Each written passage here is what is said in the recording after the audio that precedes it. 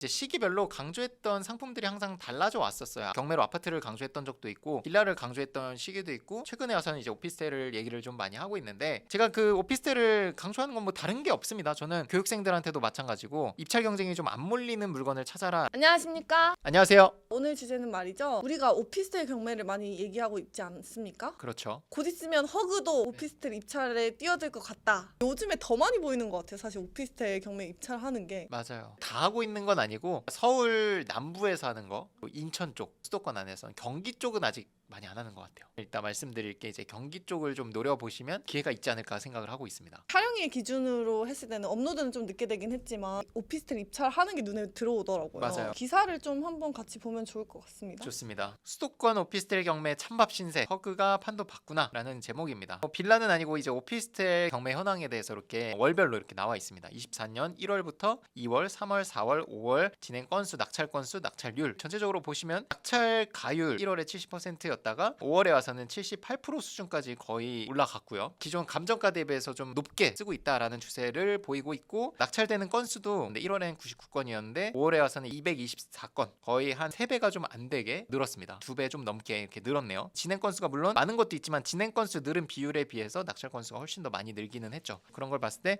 오피스텔에도 지금 경매로 많이 들어오는구나. 근데 들어오는 주체가 개인보다는 기관들, 주택보증공사 입찰을 굉장히 공격적으로 하고 있기 때문에 이 낙찰가율이 좀 올라가는 추세, 낙찰률이 올라가는 추세를 보이고 있다라는 게 결국 결론이 될 것 같습니다. 허그가 네. 판도를 바꾸는 수준이야? 라는 의문도 조금 들어요. 허그가 입찰하는 거는 우리처럼 차익을 내는 게 중요한 건 아니거든요. 원래대로의 계획이면 대항력을 포기하고 낙찰받은 가격에서 자기네들이 갖고 있는 그 채권액 차익만큼을 그냥 손해를 보고 그냥 끝내는 그게 이제 대항력을 포기해 주는 거였죠. 근데 이 손실이 너무 막대해지니까 이제 자기네들이 들어가기 시작을 했던 거잖아요. 그러다 보니까 이제 제가 앞전 영상에서 뭐라고 말씀드렸냐면 채권자가 주택보증공사에서 입찰하는 거는 차익이 중요한 게 아니라 현재 채권을 회수하는 게 중요한 거기 때문에 우리가 보는 거랑은 기준이 다를 수밖에 없다. 그 채권이 보통 2년 전, 3년 전에 전세가는 지금의 매매가보다 높은 게 대부분입니다. 당시에 보증금액 한도는 150%, 180% 해주던 시기였으니까. 그래서 우리가 봤을 때는 시세보다 높게 들어가고 있는 겁니다. 근데 높게 들어가더라도 보증공사라는 건 차익을 내는 기관이 아니라 공공기관이고 전세주택으로 장기간 임대를 줄 목적으로 물건을 매수하고 있는 거기 때문에 사실 그런 손실을 줄이는 측면 그리고 장기적으로 이거를 임대 줄 수 있는 측면을 같이 보기 때문에 우리랑은 사실 차이가 날 수밖에 없죠. 돈을 벌고 싶다 하면은 어떻게든 이제 허그가 입찰을 안 할 만한 물건을 좀 찾아봐야 됩니다. 그게 이제 오늘 말씀드리고 싶은 부분이었어요. 든든 전세라는 게 뭔지 네. 한번 설명해 주시면 좋을 것 같거든요. 든든 전세주택 신축 매입 임대 1만 호 추가 매입이라고 해서 보도자료가 국토교통부에서 지난 4월 25일 날 배포가 됐어요. 주 골자는 24년, 25년 2개년 동안 총 1만 호를 매수를 해서 시세보다 저렴하게 저소득층을 위해서 임대를 주겠다라는 겁니다. 그 내용이 아래쪽에 나와 있습니다. 신축 아파트가 아닌 다세대 주택이나 뭐 오피스텔, 주거용 오피스텔이 되겠죠. 면적 60제곱미터에서 85제곱미터 포함되는 면적의 물건을 매수한 후 중산층 가구에게 시세보다 저렴하게 전세로 공급하겠다. 그 시세는 주변 전세 가격 대비해서 90% 수준, 거주 기간은 최대 8년까지 4+4년 해가지고 최대 8년까지 공급을 하겠다라는 게 주요 골자입니다. 이 주택을 어떻게 매수를 하냐? 물론 일반 매수로도 매수를 하지만 지금 경매로 나와 있는 물건들을 가장 이제 우선적으로 매수를 해서 공급을 하겠다라는 게 이 든든 전세주택의 골자입니다. 주택보증공사의 어떤 존재 이유, 주거 안정을 위한 기관이잖아요. 시세보다 저렴하게 임대를 주면서도 본인들이 갖고 있는 채권, 그러니까 받아야 될 돈을 못 받고 있는 거잖아요. 그 금액을 최소화할 수 있는 방안, 경매로 입찰을 해서 본인들이 낙찰을 받고 임대를 준다. 양쪽의 이득을 다 잡을 수 있는 거죠. 그동안 오피스텔 경매를 강조하셨었단 말이에요. 네. 근데 생각보다 빨리 분위기가 좋아지는 그런 기사들이 좀 많이 나오는 것 같아서 네. 그동안 오피스텔 경매를 강조한 이유. 일단은 PD님은 아시겠지만 이제 시기별로 강조했던 상품들이 항상 달라져 왔었어요. 경매로 아파트를 강조했던 적도 있고 빌라를 강조했던 시기도 있고 최근에 와서는 이제 오피스텔을 얘기를 좀 많이 하고 있는데 제가 그 오피스텔을 강조하는 건 뭐 다른 게 없습니다. 저는 교육생들한테도 마찬가지고 입찰 경쟁이 좀 안 몰리는 물건을 찾아라 라는 거를 얘기를 하는데 그게 물론 권리 관계가 복잡한 물건은 당연히 입찰자가 적겠죠. 그런 측면도 있겠지만 상품 자체를 사람들이 관심 관심도가 몰리지 않는 거를 말씀을 드리는 편이거든요. 아파트는 당연히 지금 너무 많이 몰리고 있어서 차익을 누리기가 크게는 어렵습니다. 안전한 물건으로는. 그러면 이제 빌라를 봐야 되냐. 빌라도 사실 요즘 수도권 지역에는 가격이 많이 빠졌다. 그리고 허그에서 굉장히 공격적으로 수도권 지역에는 공격적으로 입찰을 하기 때문에 싸게 받을 기회가 더 많이 적어졌습니다. 허그가 개입을 하면서. 그러면 이제 오피스텔밖에 안 남는데 주택 중에서는 허그가 들어오기 전부터 계속 강조를 해왔거든요. 그때는 정말 싸게 살 수 있는 시기였고 지금은 물론 허그가 들어오고는 있지만 다 들어오는 건 아니거든요. 빌라처럼 공격적으로 들어오진 않습니다. 아직까지 오피스텔은. 그래서 여전히 오피스텔에는 싸게 받을 기회가 있기 때문에 강조를 했고요. 그 외적으로는 세금 부분에서 취득세 중과가 일단 없죠. 다주택자 대상으로 취득세가 4.6%로 동일하고요. 주택수 합산이 안 될 수 있습니다. 물건마다 다릅니다. 조사를 해봐서 주택수에 안 들어가는 물건이 있어요. 그 방법에 대해서는 제가 뭐 따로 나중에 영상으로 제작해야 될 정도로 내용이 좀 많은데 어쨌든 주택수에 안 들어가는 오피스텔이 있습니다. 그런 물건을 찾아서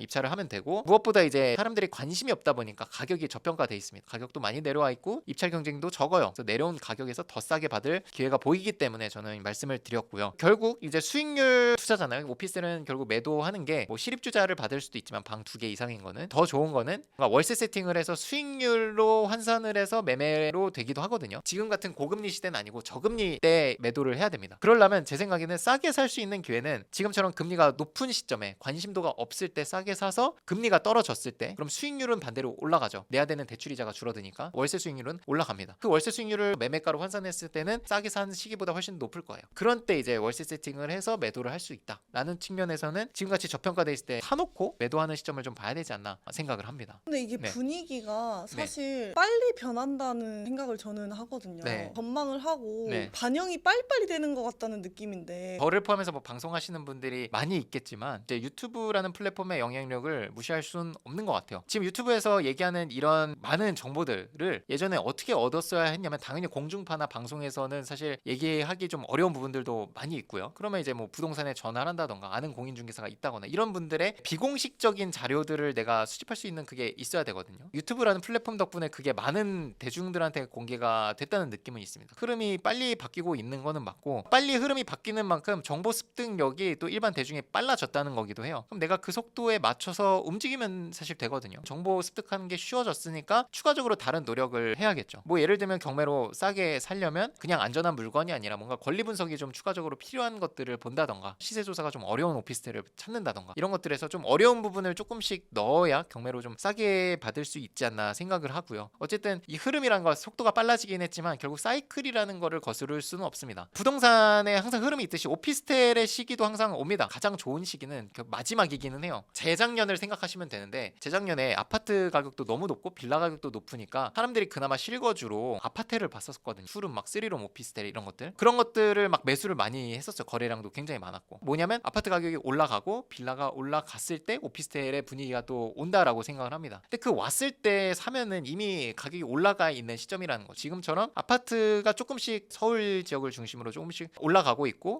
빌라는 지금 여전히 올라가고 있지는 않지만 지금 같은 시기에 굉장히 오피스텔은 관심을 아무도 안 가져요. 한 2년 정도 임대를 주고 있다 보면 또 사이클이 돌면서 매도할 수 있는 적기가 올 수도 있거든요. 그런 시기를 본다면 지금 같은 때 좀 사놓고 기다려야 되지 않나 생각은 합니다. 근데 이거는 단타 매도 목적은 확실히 아니에요. 2년 뒤가 되냐 3년 뒤가 되냐 제가 정확히 예측은 할 수 없지만 언젠가는 온다고는 확실히 말씀드릴 수는 있을 것 같아요. 그 시기는 금리가 낮고 아파트 빌라 가격이 높은 시기 그때 차선책인 오피스텔, 아파텔, 투룸 오피스텔 이런 것들이 매도할 수 있는 적기가 오지 않을까 생각을 합니다. 지금 아파트, 빌라, 오피스텔 경매 물건 중에 가장 관심이 적은 물건이 그래도 오피스텔인가요? 그래도 오피스텔이죠. 아파트는 뭐 항상 관심도가 높으니까 싸게 받기가 항상 어렵고요. 지금은 또 가격이 좀 올라가는 부분도 있어서 더 경쟁이 몰리죠. 빌라 같은 경우는 조사할 때 당장 매도가 되는지를 첫 번째 물어보는데 빌라는 매도가 되는 데는 또 되잖아요. 우리가 사례들 얘기를 했듯이. 근데 우리 사례가 20개 정도가 되는데 보시면 아파트 빌라는 있어도 오피스텔은 하나도 없었어요. 제가 조사해봐도 그래요. 매매가 지금은 멈춰 있다시피 합니다. 매매가 지금 아예 안 되고 있는 물건에 사람들이 몰리진 않을 거 아니에요. 강제적으로 2년 동안 내가 갖고 있어야 되는데 그 부담이 또 되거든요. 그리고 더더욱이 이제 오피스텔은 좀 세금이나 이런 게 좀 중간에 껴있는 부분이 있어서 이게 좀 어렵습니다. 그런 부분에서 좀 일반 사람들이 오피스텔을 지금 같은 시기에 투자를 한다라는 거는 사실 진짜 쉽진 않아요. 배우지 않고서는 어렵죠. 초보자들이 들어가기엔 권리 분석이 깨끗해도. 마지막으로 실제로 허그가 낙찰받은 오피스텔 물건을 같이 보면은 이해가 쉬울 것 같습니다. 수도권 전체 지역의 오피스텔에 입찰하고 있진 않아요. 다행히. 그래서 우리가 입찰하지 않는 지역을 노려보시면 좋겠습니다. 서울 지역을 보면 122건이 나오는데 그중에서 이제 보증공사가 입찰한 거를 좀 보겠습니다. 있습니다. 확실히 보증공사가 4월까지는 입찰을 좀 안 했던 것 같고요. 5월 7일부터 나오기 시작하네요. 공통점을 한번 찾아보세요. 서울 남부지방법원의 강서구 염창동 오피스텔이고 전용 10평, 남부지방법원의 전용 15평에 금천구 두산로, 영등포 신길동에 2개를 받았는데 8.9평, 9평, 전용 12평. 서울 남부지방법원, 아까 위에 것도 남부지방법원이고요. 중랑구 상봉동에 있는 오피스텔 5평. 5평짜리도 지금 입찰을 했네요. 도봉구 도봉동 북부 쭉 있습니다. 그래서 확실히 5월 한 중순부터 굉장히 공격적으로 입찰한 거를 볼 수가 있습니다. 근데 보면은 공통점을 찾은 건 일단 서울 지역은 거의 이제 빌라나 오피스텔은 굉장히 공격적으로 보증공사가 입찰을 하고 있다라는 게 보입니다. 3페이지로 왔을 때는 거의 낙찰자가 임차인 우선 매수 신고한 거 빼고는 거의 다 보증공사가 10개 정도를 받아갔거든요. 10개 넘게. 반절 정도는 보증공사가 지금 받고 있는 거죠. 특히나 이 중에서는 이제 보증공사가 채권자인 거는 또 전부는 아닐 거잖아요. 보증공사가 채권자인 것 중에는 대부분은 보증공사가 받아간다라고 보시면 될 것 같아요. 그래서 여기서 포인트는 남부지방법원을 굉장히 공격적으로 하고 있으니까 웬만하면 서부나 북부도 하고 있긴 한데 굉장히 숫자가 적기는 해요. 서부 북부지방법원에 있는 거를 노리시던가 아니면 애초에 채권자가 보증공사가 아닌 것들을 노리시면 좋겠습니다. 경기 지역에 지금 낙찰된 현황들인데 지금 1페이지는 보증공사 없고요. 2페이지에 보증공사 없습니다. 3페이지까지 가볼게요. 4페이지까지 보겠습니다. 3페이지에 이제 좀 나오기 시작하네요. 5월 9일 날 하나. 아까는 뭐 10개가 넘어갔었죠. 4페이지에 없습니다. 5페이지 없어요. 그래서 여러분들이 보증공사랑 붙기 싫다 하면은 경기도 쪽에 오피스텔을 보신다면 들어오지는 않으니까 한번 보시면 될 것 같은데, 나중 되면 또 서울 쪽에 할 게 없으면 또 경기도에 들어올 수도 있으니까 계속 이런 식으로 여러분들이 결과들을 보면서 모니터링을 하면 좋겠습니다. 6월달 되니까 좀 보이긴 하네요. 6월 4일날 지금 보증공사가 3개, 4개 6월 들어오면서 또 입찰을 하기 시작합니다. 여러분들이 이거를 잘 트래킹을 하시면 좋겠습니다. 저는 이제 방송으로 현재 시황이라든지 분위기를 말씀드리고 있는데, 제가 말씀드리고 싶은 건 그런 거예요. 이 분위기에서 낙담을 하는 분들도 계시겠지만 이 분위기 안에서도 분명히 만들 수 있는 기회가 있다고 생각을 하고, 제가 말씀드렸죠. 보증공사가 들어온다고 그냥 잘 안 하실 거 아니잖아요. 그럼 보증공사가 안 할 만한 물건을 연구해서 그런 물건에 들어가면 되는 거예요. 꾸준히 입찰하시다 보면은 또 보증공사가 다 입찰할 수는 없는 거니까 충분히 또 수익을 낼 수 있지 않을까 생각을 하고 투자를 계속 이어갔으면 좋겠습니다. 고생하셨습니다. 고생했습니다.